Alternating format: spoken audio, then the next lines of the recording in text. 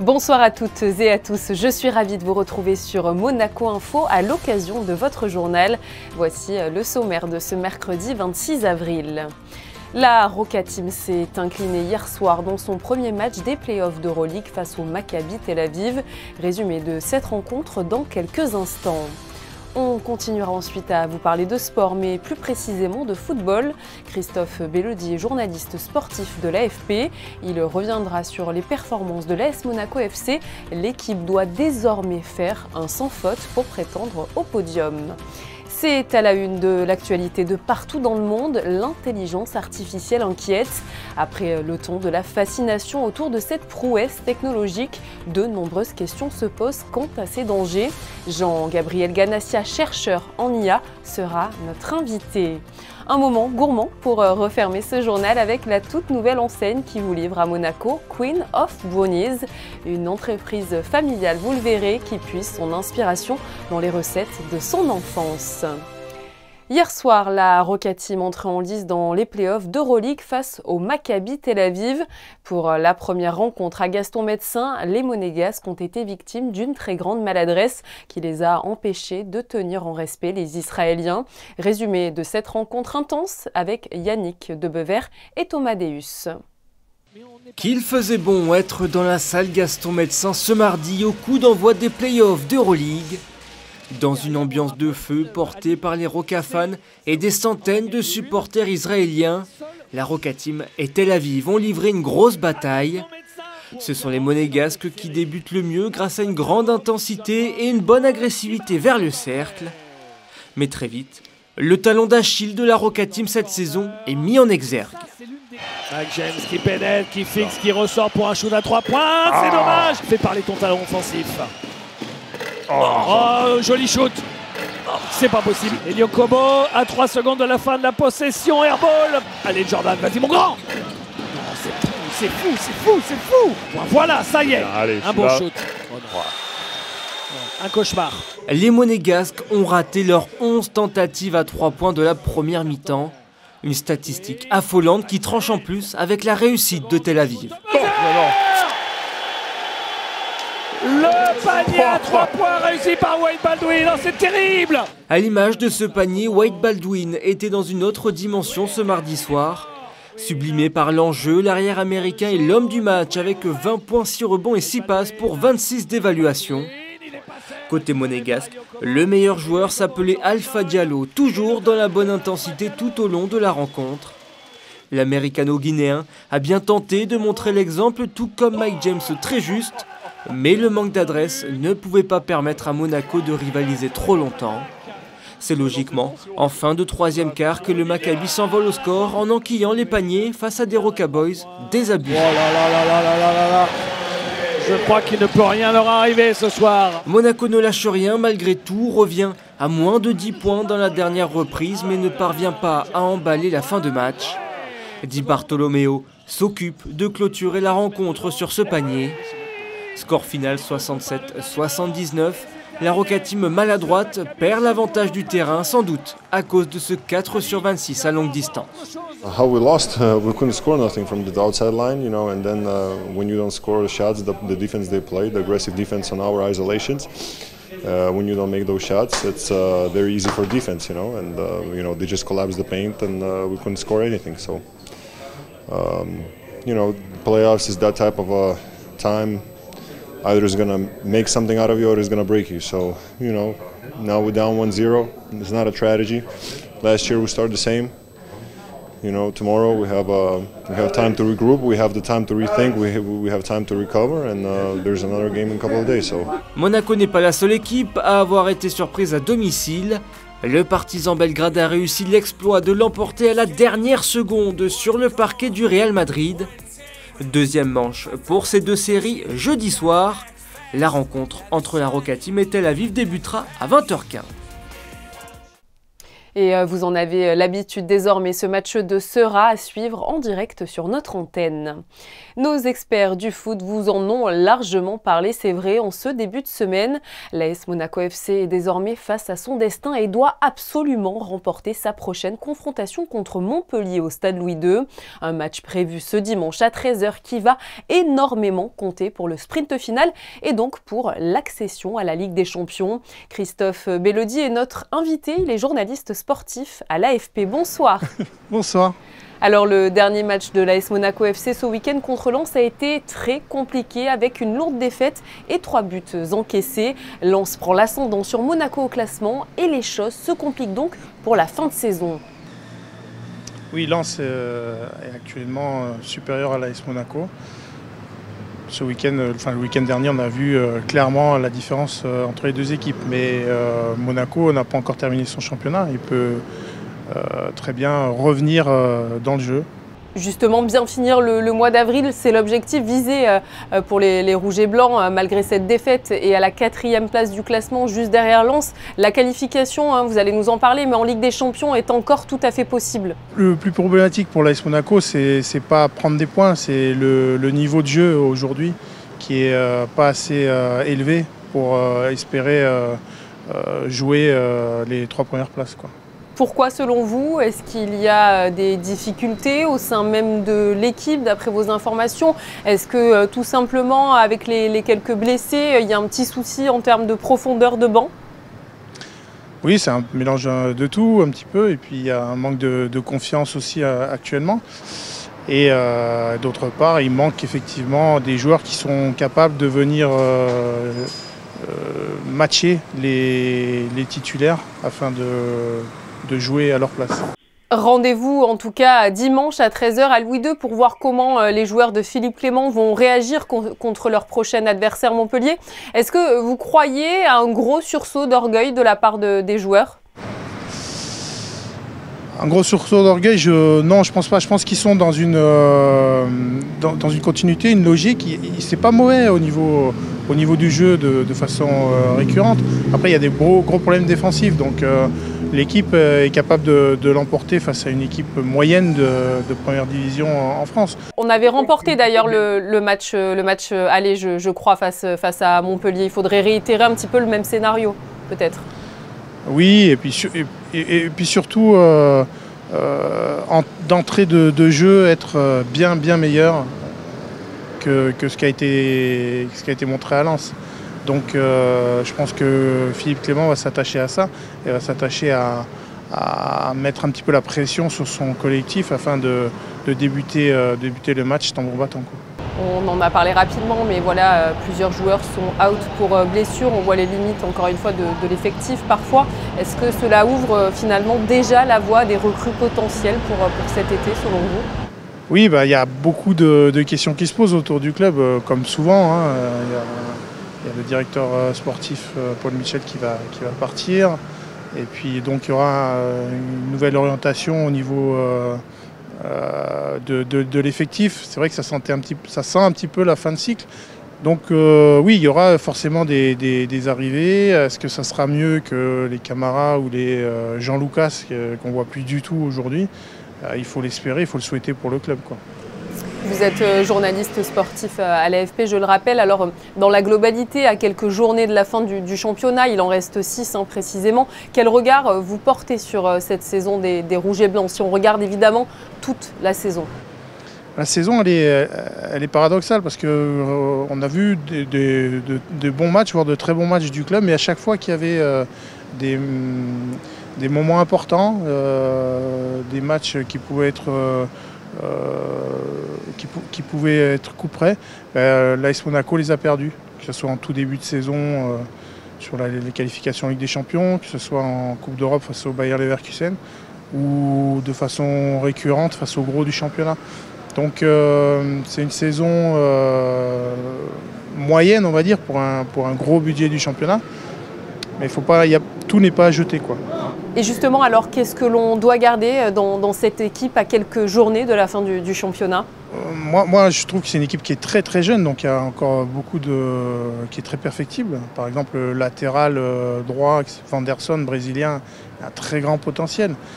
Je me souviens de l'époque d'un Maicon qui avait déjà 2, 3, 4 ans de plus que lui, quand il est arrivé à Monaco et qui a fait une carrière de très très haut niveau.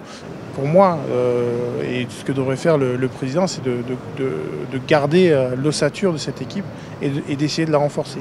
Merci beaucoup à vous, Christophe Bellodi, d'avoir été présent sur Monaco Info. Merci. Vous l'aurez donc compris, victoire impérative ce dimanche contre Montpellier pour que l'AS Monaco FC prétende au podium, synonyme de Ligue des Champions. La saison prochaine, on croise les doigts. À l'occasion de la Semaine européenne de la vaccination, le département des affaires sociales et de la santé souhaite cette année mettre l'accent sur l'importance de la vaccination contre le papillomavirus. Il est en effet la première cause du cancer de l'utérus. Il est donc recommandé de vacciner les jeunes filles entre 9 et 14 ans. Ce vaccin est pris en charge par l'assurance maladie s'il est prescrit par un médecin qui peut d'ailleurs réaliser lui-même cette vaccination. Aujourd'hui est la journée mondiale de la propriété intellectuelle. Elle permet à l'auteur d'une création de protéger son œuvre, mais elle est de plus en plus, c'est vrai, remise en question avec le développement de l'intelligence artificielle. Ces systèmes informatiques permettent à des ordinateurs de penser, d'agir ou encore de parler comme les êtres humains. Jean-Gabriel Ganassia, chercheur en intelligence artificielle, est présent avec nous. Bonsoir. Bonsoir. Merci beaucoup d'être avec nous pour nous parler de l'intelligence artificielle qui fait déjà pleinement partie de nos vies. Est-ce que vous avez quelques exemples concrets à nous donner d'objets ou de choses que l'on peut trouver dans notre quotidien ?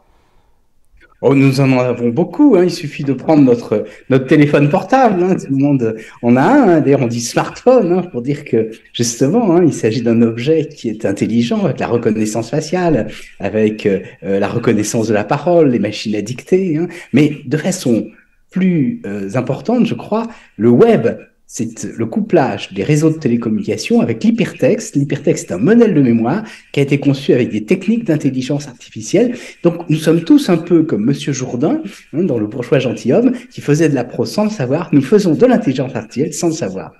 Et vous êtes donc spécialisé de votre côté dans l'IA et vous avez écrit d'ailleurs de nombreux ouvrages à ce sujet. Finalement, en quoi l'intelligence artificielle va-t-elle encore plus changer nos vies qu'elle ne l'a déjà fait auparavant ? Ben, il faut d'abord voir qu'elle a totalement transformé le monde dans lequel nous vivons. Ben, c'est la même chose sur tous les objets. Oui, par exemple, une montre. Aujourd'hui, vous voyez, c'est une montre qui est connectée. Il y a des aiguilles comme avec une montre classique. Et pourtant, elle est très différente parce que elle va être liée à mon téléphone, elle peut me réveiller éventuellement, elle peut, avec des capteurs, prendre des informations, savoir quel est mon rythme cardiaque, etc. Vous voyez, l'intelligence artificielle est partout et elle va encore plus être présente dans nos vues parce que le coût des capteurs va diminuer, le coût des processeurs lui aussi diminue et donc, bien sûr, ça va offrir énormément d'opportunités pour utiliser l'intelligence artificielle. Aujourd'hui, le 26 avril est la journée mondiale de la propriété intellectuelle, cette propriété qui risque d'être grandement remise en question avec l'essor de l'intelligence artificielle. On l'a vu récemment dans l'actualité, c'est vrai, avec des morceaux chantés par Rihanna et Eminem. Sans Rihanna et Eminem, l'intelligence artificielle peut reproduire toutes les voix et finalement faire dire n'importe quoi à n'importe qui aujourd'hui. Tout à fait. Alors c'est un problème qui dépasse la simple question de la propriété intellectuelle. Plus exactement, il faut dissocier ce que l'on appelle la propriété patrimoniale, c'est-à-dire les droits que vont recevoir les personnes dont on utilise la voix, etc. Mais au fond, ça n'est pas dramatique, et puis il y a des recours en justice qui sont possibles. Et puis la propriété morale, le fait qu'on va vous imiter, que votre style va être transformé. Alors ça, bien sûr, ça pose de très grands problèmes. Mais au-delà, ce qui est dramatique, c'est ce qu'on appelle les infox, hein, ou les fake news en anglais. Ce sont toutes ces déformations de la réalité qui font que on ne peut plus avoir confiance dans ce que nous voyons et dans ce que nous entendons. Et c'est bien sûr un enjeu majeur si on veut vivre dans une démocratie, si on veut avoir une délibération collective, il faut que l'on soit capable de s'entendre, que l'on ait une information commune et qu'ensuite on soit capable de débattre. Vous en avez abordé plusieurs, mais quels sont les autres dangers auxquels nous allons être confrontés avec l'évolution de l'intelligence artificielle et plus généralement de la robotique? Ils sont nombreux, je crois. Alors les vrais dangers, bien sûr, c'est que les machines décident toutes seules, que éventuellement elles fassent des bêtises, que la machinerie sociale, c'est-à-dire les institutions, confient à des machines tout un tas de tâches, une déshumanisation de cette relation avec l'institution. Ça, c'est vraiment dramatique, le fait qu'il n'y ait plus d'hommes, qu'il y ait des machines. En revanche, les fausses peurs, c'est de craindre que la machine prenne le pouvoir, qu'elle soit elle-même autonome au sens philosophique, c'est-à-dire non seulement qu'elle soit automatique, mais qu'elle prenne les décisions toute seule. Non, il n'y a pas de machine proprement autonome, il y a toujours des hommes derrière les machines, et ce qu'il faut craindre, ce ne sont pas les machines, ce sont ceux qui les utilisent, qui les manipulent. L'intelligence artificielle entraîne aussi, on peut le dire, une course à l'innovation entre les pays. Les Russes, par exemple, ne veulent pas laisser le champ libre aux États-Unis avec ChatGPT. Cela pourrait finalement, vous allez me le dire, mais générer des problèmes géopolitiques à un certain moment. Le gouvernement américain peut réquisitionner les industriels américains qui possèdent des données ou qui traitent des données en leur demandant que ces données soient stockées sur des serveurs américains ou sur des serveurs à l'extérieur du territoire américain. Ça veut dire que si par exemple votre entreprise a un contrat avec, prenons un exemple, la société Microsoft, eh bien, le gouvernement américain peut demander à cette société de lui fournir toutes les informations qu'il stocke, sans d'ailleurs que cet industriel puisse être en mesure de le dire. Donc il faut se méfier, oui, ce sont des enjeux considérables. Et la Chine a aussi d'autres façons de voir qui sont très différentes, avec des perspectives tout à fait autres. On a tous entendu parler du crédit social, c'est le fait que les individus sont suivis en direct et qu'on leur donne un score en fonction de leur comportement. La Russie a aussi d'autres façons de voir. L'Union européenne veut se doter de règlements extrêmement contraignants sur l'intelligence artificielle. Donc effectivement, on a des vues différentes, des enjeux politiques différents, donc des stratégies différentes, et je crois que ce sont pour le siècle à venir des questions vraiment majeures. Il faut s'assurer quand même que l'Europe soit capable de tenir son rang à l'intérieur des différentes nations et qu'elle ne soit pas écrasée par tous ces empires qui sont autour d'elle. Merci beaucoup à vous, Jean-Gabriel Ganassia, d'avoir été présent avec nous sur Monaco Info. Merci, au revoir. Une bonne nouvelle pour poursuivre ce journal. Pour tous les gourmands, Queen of Brownies peut désormais livrer vos gâteaux personnalisés à Monaco. Depuis 1 mois et demi, Gloria et son frère Luigi proposent ce service. Émilie Terrasson et Alexandra Marangoni sont allés à leur rencontre dans les cuisines de leur enfance, ici même en Principauté. Reportage. Ils prônent le 100% fait maison et le 100% gourmand. L'entreprise familiale Queen of Brownie livre en moins de 24 heures des brownies personnalisés entre Menton et Cannes, et bientôt dans toute la France. C'est l'amour du chocolat qui a fait naître leur envie de création. Premièrement, je suis une passionnée du chocolat et des gâteaux depuis tout le temps. Vraiment, j'adore le chocolat. Et ayant vécu dans des grandes villes type Paris, Londres, etc., j'ai remarqué que pendant le Covid, les brownies se sont vraiment développés. Et en rentrant sur Monaco, je me suis dit, allez, on se lance, j'adore le chocolat, les brownies, ça n'existe pas encore ici. Donc voilà, c'est pour ça qu'on a commencé. Elle prend les commandes et fait les personnalisations. Son frère pâtissier réalise, lui, les différents gâteaux. Le brownie, il n'y a pas beaucoup d'ingrédients. Et donc, on a voulu travailler avec le meilleur possible et mettre sur le marché un fudge brownie, comme on peut trouver en Amérique. Brownie simple au chocolat blanc avec du Nutella, du beurre de cacahuète, du spéculoos ou sans gluten. Plusieurs goûts sont disponibles avant de passer à l'étape de la décoration. On choisit son message personnalisé avec les symboles en chocolat blanc qu'on veut. Et après, on choisit la couleur. On a le choix de 5 couleurs. Donc rose cœur, bleu voyage, blanc argent, multicouleur ou noir argent. Et avec l'ouverture du site internet dans plusieurs semaines, les entreprises et les restaurants pourront également passer commande.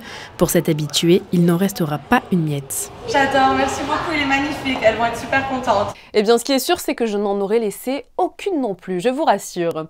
Demain, au théâtre Princesse Grace, Jacques Weber sera seul sur scène, sans décor, sans costume, ni artifice. Pour l'occasion, il ouvre les portes de sa mémoire et offre une nouvelle échappée littéraire et intime, éclat de vie de deuxième est à découvrir ce jeudi 27 avril à partir de 20h. Il reste encore quelques places à réserver sur le site internet du TPG. Profitez-en. Et si vous êtes un amoureux des soirées disco, ne ratez surtout pas cet événement qui se déroulera au marché de la Condamine le vendredi 12 mai à partir de 19h30. Décoration, DJ, animation, le marché se métamorphosera pour accueillir le public invité à venir déguisé dans le thème des années 80. La soirée est gratuite sur réservation obligatoire auprès des commerçants de la halle. Avant de clore ce journal, je vous propose une halte au studio de Monaco pour y découvrir une pièce de Molière proposée les vendredis 28 et samedi 29 avril à 20h30 au Théâtre des Variétés. Elle s'intitule Georges Dandin ou le mari confondu. Christina Thomel et Sylvain Péroumal étaient aux répétitions. Reportage. C'est tout un petit monde, toute génération confondue, qui répète les dernières scènes de cette fameuse pièce de Molière au sein des locaux du studio de Monaco. Sous le regard des deux metteurs en scène, les comédiens jouent avec justesse et finesse. Une pièce qui est exigeante et qui demande de la rigueur et une forte maîtrise du jeu. Il faut bien le dire que c'est pas une pièce facile de Molière. C'est pas, elle n'est pas comme certaines pièces très comiques de Molière, non. Elle est grinçante, je dirais. Donc, Yves et moi, on a essayé de la rendre le plus drôle possible. J'ai vu des mises en scène, y compris à la Comédie Française, où c'était vraiment noir. Là, mais ça, on ne veut pas. C'était l'entente, le renouvellement de l'entente franco-espagnole. Et donc, c'est une pièce avec des ballets, musique de Lully. Alors, pourquoi je l'ai choisie ? Parce que je crois qu'elle a des résonances avec notre époque. C'est une jeune femme qui refuse la tyrannie de son mari. Donc ça a à voir avec notre époque beaucoup. Une pièce qui allie à la perfection chant, musique et jeu. Georges Dandin ou le mari confondu est une comédie-ballet en 3 actes de Molière où le rythme est soutenu, les répliques cinglantes et qui mêle avec brio la tragédie à la comédie. Alors si vous souhaitez réserver vos places, la pièce sera jouée les 28 et 29 avril prochains au Théâtre des Variétés à 20h30. Il est l'heure de consulter vos prévisions météo. Quel temps fera-t-il ce jeudi, Frédéric ? Le ciel sera un peu plus chargé que les jours précédents, Julia, mais les éclaircies prendront le dessus sur les passages nuageux. Le fond de l'air sera encore un peu frais, avec 11 degrés prévus le matin et 16 l'après-midi, jeudi 27 avril. Bonne fête à toutes les ITA. Allez, je vous propose de prendre un peu de hauteur pour refermer ce journal avec les clichés de Manuel Vitali et Frédéric Nébinger. Nos photographes se sont hissés dans un hélicoptère pour un moment suspendu dans les airs et dans le temps. Vous allez découvrir Monaco sous son plus beau jour. C'est déjà la fin de ce journal. Demain, retrouvez Émilie Rousseau à la présentation. Je vous souhaite de mon côté de passer une très belle soirée et semaine sur Monaco Info. À très vite.